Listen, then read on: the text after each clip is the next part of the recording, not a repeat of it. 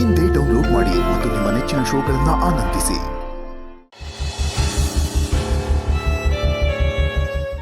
ಆಗಲ್ಲ ಅಂದ್ರೆ ಏನಪ್ಪ ಅರ್ಥ? ಈಗಾಗಲೇ ಎಲ್ಲರ ಮನಸ್ಸು ಕೆಟ್ಟೋಗಿದೆ. ಮತ್ತೆ ಮತ್ತೆ ಇಲ್ಲ ಅಂತಿದ್ರೆ ನಾವೇನಂತ ಅರ್ಥ ಮಾಡ್ಕೋಬೇಕು ಹೇಳು? ಕರ್ಣ, ಈ ವಿಚಾರದಲ್ಲಿ ಹುಡುಗಾಟ ಮಾಡಬೇಡ. ಮದುವೆ ಹೇಗಾಯ್ತು ಅಂತ ನಾನು ಹೇಳಬೇಕಾಗಿಲ್ಲ.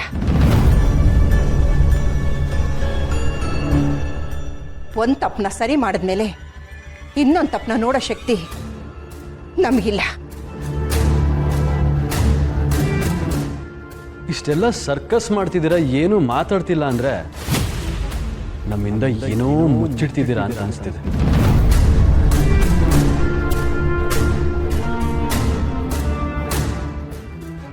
ಏನದು?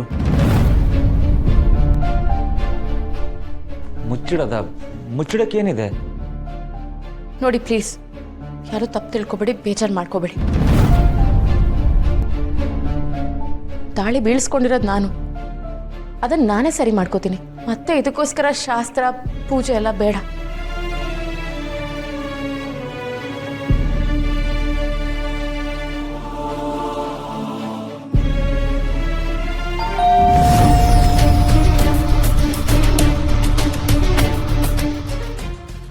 ಓ ಶಾಸ್ತ್ರಿಗಳೇ, ಯಾಕೆ ಅಲ್ಲೇ ನಿಂತ್ರಿ? ಬನ್ನಿ. ನಮಸ್ಕಾರ. ನಮಸ್ಕಾರ ಅಮ್ಮ. ನಮಸ್ಕಾರ. ಮನೆಯವರೆಲ್ಲರೂ ಒಟ್ಟಾಗಿ ಬಾಗಿಲಲ್ಲೇ ಇದ್ದೀರಾ ಅಂದರೆ ಏನಾದರೂ ಮುಖ್ಯವಾದ ವಿಷಯ ಮಾತಾಡ್ತಾ ಇದ್ರಾ? ಹೌದೌದು, ಬನ್ನಿ ಕೂತ್ಕೊಳ್ಳಿ. ಆಗ್ಬೋದು.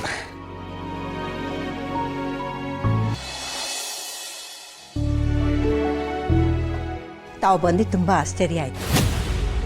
ಏನು ತಗೊಳ್ತೀರಾ? ದಯವಿಟ್ಟೇನು ಬೇಡಮ್ಮ. ನಮ್ಮ ದೇವಸ್ಥಾನದಿಂದ ನಮ್ಮ ಮನೆಗೆ ಹೋಗ್ತಾ ಇದ್ದೆ.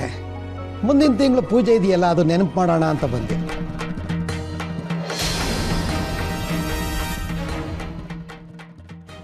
ಮನೆಯ ವಾತಾವರಣ ಯಾವಾಗಲೂ ಹೆಣ್ಮಕ್ಳು ಮುಖದಲ್ಲಿ ಕಾಣುತ್ತೆ. ನೀವು ಯಾರು ಏನೇ ಹೇಳ್ದೇ ಇದ್ರು ನಿಮ್ಮ ಮುಖದಲ್ಲಿ ಆತಂಕ ಇದ್ದು ಕಾಣ್ತಾ ಇದೆಯಲ್ಲ. ಏನಾದರೂ ಸಮಸ್ಯೆ ಇದೆಯಮ್ಮ?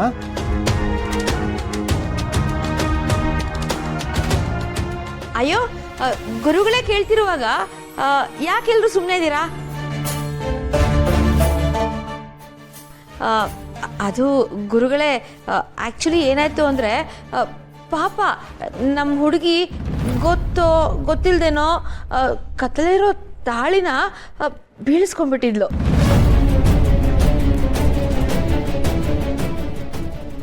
ಅದರಿಂದ ಏನಾದರೂ ಕರ್ಣಂಗೆ ಕಂಟಕ ಅಥವಾ ಅಪಶಕುನೇನಾದರೂ ಆಗುತ್ತಾ ಅಂತ ಭಯ ಶುರುವಾಗಿದೆ ಗುರುಗಳೇ.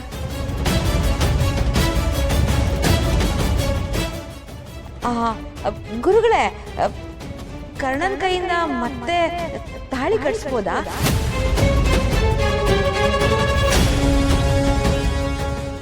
ಅಥವಾ ಬೇರೆ ಏನಾದರೂ ಪರಿಹಾರ ಇದ್ರೆ ನೀವೇ ಕೊಡಿ ಗುರುಗಳೇ. ಅಪಶಕನ ಗ್ರಹಚಾರ ಭಯ ಏನೇ ಇದ್ರೂ ಜಾತಕ ತಗೊಂಡು ದೇವಸ್ಥಾನಕ್ಕೆ ಬನ್ನಿ. ಆದರೆ ನೀವು ಹೇಳಿದ ಸಮಸ್ಯೆಗೆ ಇಲ್ಲೇ ಪರಿಹಾರ ಕೊಡ್ತೀನಿ.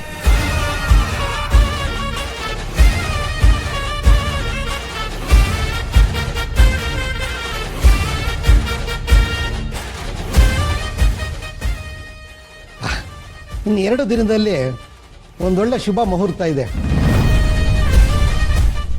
ಅದೇ ಗಳಿಗೆಯಲ್ಲಿ ತಾಳಿ ಕಟ್ಟಿದ್ರೆ ಎಲ್ಲ ಸಂಕಷ್ಟನೂ ಮಾಯವಾಗುತ್ತೆ, ಎಲ್ಲ ಒಳ್ಳೆಯದಾಗುತ್ತೆ.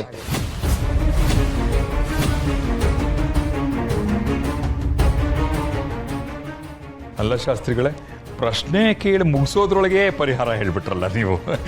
ಈಗ ಸಮಾಧಾನ ನಮ್ಮ. ಹಾಂ, ಆಯಿತು ಶಾಸ್ತ್ರಿಗಳೇ, ತಾವು ಹೇಳಿದಾಗೆ ಮಾಡ್ತೀವಿ.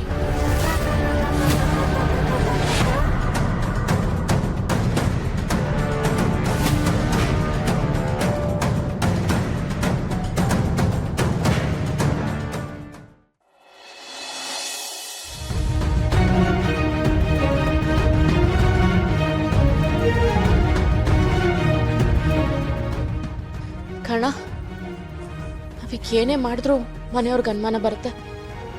ಏನ್ ಮಾಡೋದು? ಅಲ್ಲ, ತಾಳಿ ಕಟ್ಟಾಗಕ್ಕೆ ಹೇಗೆ ಸಾಧ್ಯ? ಕಟ್ಟಾದ್ರೂ ಅಲ್ಲಿ ಬೀಳಕ್ಕೆ ಹೇಗೆ ಸಾಧ್ಯ? ಒಂದು ಅರ್ಥನೇ ಆಗ್ತಾ ಇಲ್ಲ. ಆದ್ರೆ ನಾನ್ ಕಟ್ ಮಾಡಿಲ್ಲ ಕಣ. ಇಲ್ಲ, ನಿಮ್ಮ ಮಾತಿನ ಮೇಲೆ ನಂಬಿಕೆ ಇದೆ, ನಾನು ಅನುಮಾನದಿಂದ ಕೇಳ್ತಾ ಇಲ್ಲ. ಬಟ್ ಗೆಸ್ ಮಾಡಕ್ಕೆ ಆಗ್ತಾ ಇಲ್ವಲ್ಲ.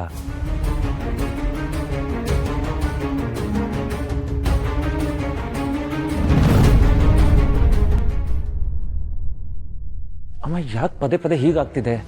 ನಾವು ಒಂದು ಬಗೆದ್ರೆ ದೈವ ಒಂದು ಬಗೆಯುತ್ತೆ ಅಂತಾರೆ. ಆವತ್ತೇನೋ ಬೀಸೋ ದೊಣ್ಣೆಯಿಂದ ತಪ್ಪಿಸ್ಕೊಂಡ್ವಿ, ಆದ್ರೆ ಈಗ ಮತ್ತೆ ಏನಾದ್ರೂ ಒಂದು ದಾರಿ ಹುಡುಕ್ಲೇಬೇಕು. ಇಲ್ಲಾಂದ್ರೆ ತಾಳಿ ಕಟ್ಟಬೇಕಾಗುತ್ತೆ. ಅಯ್ಯೋ ಇಲ್ಲಮ್ಮ, ನಮ್ಮಿಬ್ಬರಿಂದನೂ ಅದು ಸಾಧ್ಯ ಇಲ್ಲ. ಇಷ್ಟು ದಿನ ನಾವು ಎಲ್ರಿಗೂ ಏನೋ ಹೇಳಿ ನಂಬಿಸಿದ್ರು ಮನಸ್ಸಲ್ಲಿ ನಮ್ಮ ನಂಬಿಕೆಗೆ ಮೋಸ ಮಾಡ್ಕೊಂಡಿಲ್ಲ ಅನ್ನೋ ಸಮಾಧಾನ ಇತ್ತು. ಈಗ ತಾಳಿ ಕಟ್ಟಿದ್ರೆ ಅದೂ ಇರಲ್ಲಮ್ಮ.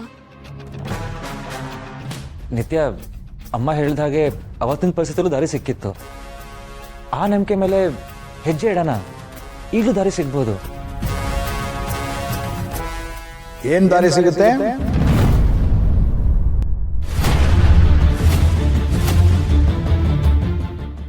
ಈ ತ್ರಿಮೂರ್ತಿಗಳ ಸಭೆಯಲ್ಲಿ ನಾಲ್ಕನೇವನಾಗಿ ನಾಲಾಯಕ್ ಬರ್ಬೋದಾ?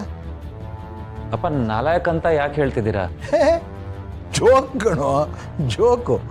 ಆಗಾಗ ಈ ರೀತಿ ಜೋಕ್ ಮಾಡ್ತಾ ಇರಬೇಕು. ದೇಹಕ್ಕೆ ವಯಸ್ಸಾದರೂ ಮನಸ್ಸು ಗಟ್ಟಿಯಾಗಿರುತ್ತೆ. ನೀವೇನೋ ಮಾತಾಡ್ತಾ ಇದ್ರಿ, ಮಧ್ಯ ಬಂದ ಕೂಡಲೇ ಮಾತು ನಿಲ್ಲಿಸ್ಬಿಟ್ರಲ್ಲ. May I help you? Uncle, ಅದು ಸುಮ್ಮನೆ ಮಾತಾಡ್ತಿದ್ವಿ ಅಷ್ಟೇ.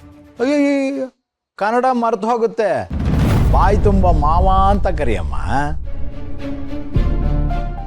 ಹೇಗಿದ್ರು ಎರಡನೇ ಸಲ ತಾಳಿ ಕಟ್ಟಿಸ್ಕೊಂಡ್ಮೇಲೆ ನೀನು ಮತ್ತೆ ನನ್ನ ಸೊಸೆನೇ ಆಗ್ತೀಯ ಅಲ್ವಾ? ಬಾಯಿ ತುಂಬ ಮಾವ ಅಂತ ಕರಿ. ಯಾಕೆ, ಏನಂತೀಯ?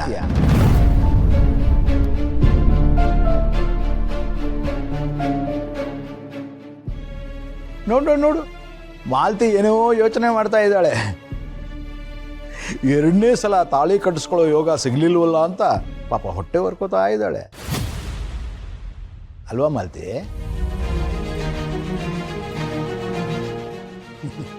ಕರ್ಣ, ಈಗಲೂ ನಿಮ್ಮ ಅಮ್ಮನಿಗೆ ತಾಳಿ ಕಟ್ಟೋ ಅವಕಾಶ ಏನಾದರೂ ಬಂದ್ಬಿಟ್ರೆ ಕಣ್ಣು ಮುಚ್ಕೊಂಡು ಕೊಟ್ಬಿಡ್ತೀವಿ.